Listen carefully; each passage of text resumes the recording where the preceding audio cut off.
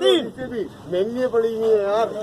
और इसके बराबर में ही जो है जानवर बना हुआ पाला गया है। महंगी पड़ी हुई बकरियां पेशाब कर रही हैं, क्या कर रही हैं ये भी किसी को नहीं मालूम। ये बेहुरमती कर रहे हैं ये लोग।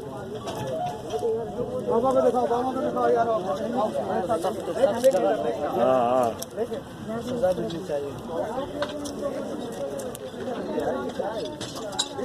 अपो देखो बेटा जलील अपो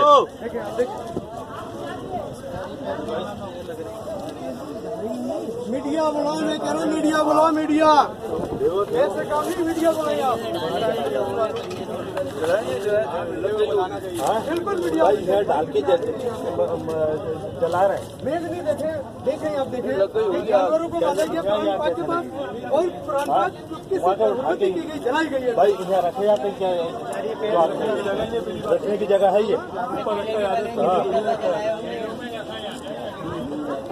हाँ जमीन पे डाले में ना ये भाई, कहीं ऊंची जगह हिफाजत से रखा जाता है ना, यहाँ थोड़ी रखा जाता है।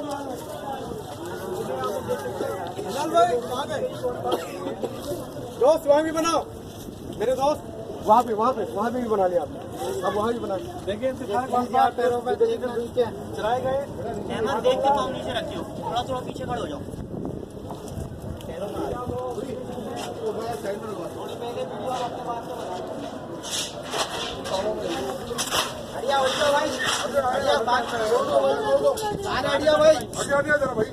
भाई